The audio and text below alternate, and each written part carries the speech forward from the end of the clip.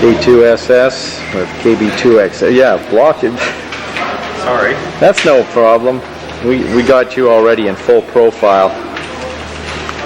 5 of us heading off for Curacao on Thursday, one day before the contest starts. What a real operation looks like. Yeah, see what a real operation. Where are we going? You can tell better than me. Parkcliff Hotel, Curacao. Next shot will be probably antennas. It's the backside of K2SS and W3UM in conversation with a couple of the Finnish boys. We just arrived at the top of what they call Devil's Hill. There's 9 towers in the air here, but they're all down. It's Thursday afternoon, one day to go before the contest. Towers are nested, no feed line and no buildings here. And we were expecting to see the 160 up. There's another nested tower and 3 towers on the ground, so 9 up, 3, that makes 12 up here. Close-up of Ed Moody pimping Bob, K3EST, telling him we've got everything up. They're up on top of the hill. I walked up to the hilltop. I see K1DG behind Bob. The impressive thing, they're getting ready to put up the 160-meter array. Now here, starting at that point, is the boom of the 160-meter array, which just goes on, and then you see the tower that it's going to go on top of, all nested. It's going to be over 60 meters, about 180 feet. Those guys are standing down about 2/3 of the way down the tower. Too many OHs in one pile up. OH4 Ocean, if I remember. OH4 Ocean working on the metal, eh? Yep. Yeah, lots of work to do. Anyway, this thing will crank up to over 200 feet tall. 225. 225 feet tall, and I'm sitting on the boom, which is 40 meters long, maybe 125 feet. There's the guys telling lies out there. No, it's not lies. That was a lot of work. I was about to use the F word, but then again, it's definitely television. Yeah, came off the hill. They're still working on the 160 up above. We'll go back and see that in a minute. Standing at John Thompson's property at about the south end of the Coral Cliff property, and looking across closest to us, and I'll zoom in on it, is the boom 4-element 80-meter rotary delta loop. And if it looks like it's on an angle in this picture, that's because the eye tells us they're shooting it at the moon right now. Probably will be stabilized later. Then next to it, 4-element full size. Well, that's first I guess closest to us is the 3-element full size 80. And then the low one that I'm centering in the picture, 4 elements full size on 40. But that mast is going to go up a long ways. A lot of their crank-up towers aren't up yet. And then behind it, with the flag on top, the radio team flag on top, 4/4 on 40 meters. See if I can pick it up from a bit closer.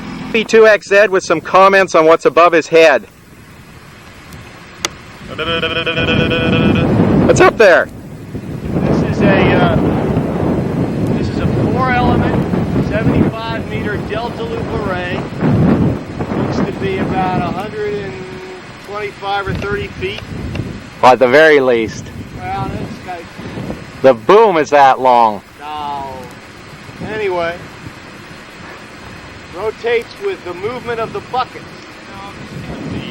Manually rotated.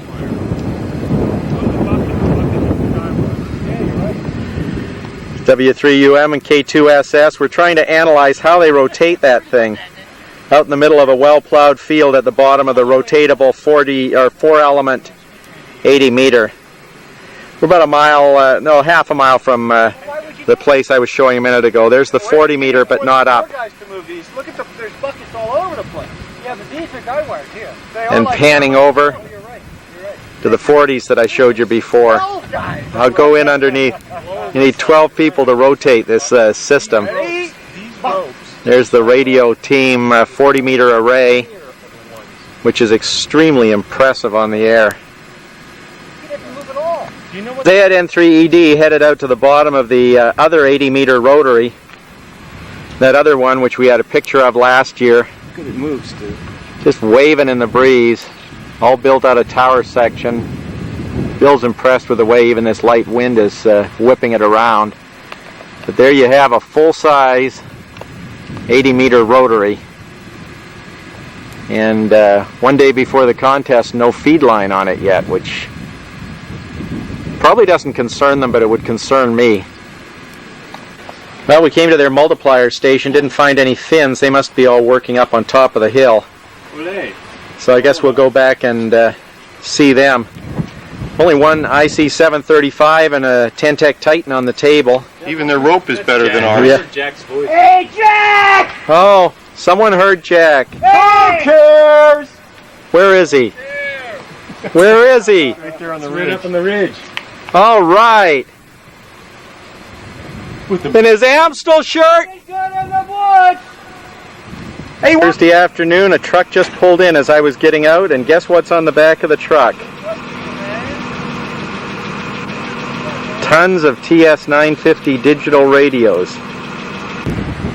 So I was unloading the shipment, and I bet the people are happy to see these 950s, TL922s, and goodness knows what the other stuff is. There's a PS430, and on it goes.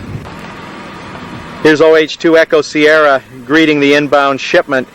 And the reason they're so late Thursday afternoon, he was just telling me the ship was delayed in Trinidad. We should have been here a long time ago, but they were unloading in Trinidad and the crane mechanism, the unloading mechanism, broke off.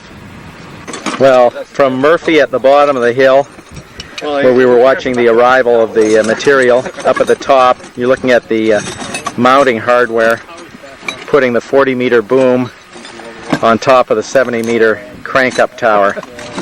Again, that 40-meter boom, and that's only half of it. Flag on top. The crane rigged, and way down to the bottom where the power equipment for lifting is setting. Okay, I did.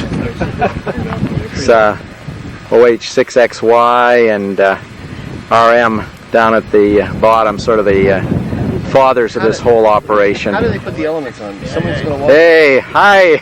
Up of the snatch point halfway down this tower that's going to extend over 200 feet tall, 70 meters, and pulling up with a fine quality block on a rather large armed crane. OH6RM. Master builder checking the wires just before, make sure all the rigging is right. It's OH6XY. Checking the cables to make sure that once it's up, it's going to function. This Toki grabbing his breath. They're putting on a new winch. Everything has to be organized perfectly before this monster goes up. Not perfectly, just close to perfect. One of 3 winches, actually, 6 winches, 3 sections, 2 winches per section. There's the master builder cranking it up.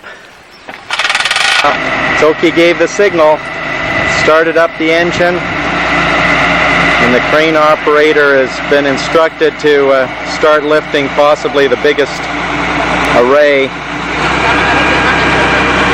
certainly the biggest I've ever seen, and possibly one of the biggest. There's the halfway point, and well at the end, of course, the 40-meter long boom, 160-meter array. I'm going to get back further so I can capture what's happening here. I had to get back a little bit further. You can see the flag flying on the top. Up it goes, they say. Many people running around pulling ropes, balance ropes. Frankly, there's guys around me. I hope I'm not in anyone's way. I'm going to move back again. Back quite a bit further now. I got out of the way of their guy wires. They've got it snatched up as far as the boom, and now of course they'll have to start pulling the boom in and lifting it. Toki's up there at the bottom inspecting and giving signals, working with the crane operator. There's Carl, OH6XY, checking to make sure things are going properly. We called a temporary halt because the end of the boom is tipping down. It was supposed to be coming up parallel, but it's swinging over, and what you see it swinging into is the 220 volt line feeding the upper cabins. There's one of the power poles and goes on, and they've got to solve that problem right now. Had a problem. It got almost into the 220 volt line, and one of the lines was loose, one of the support members, so while it's up in the air, OH6RM Toki is heading up the angled boom and going to make an adjustment. I just assumed they brought it down to the ground, but he's the one in charge. Toki ran back down the boom and gave the okay for it to keep going. So now the crane operator is moving it up.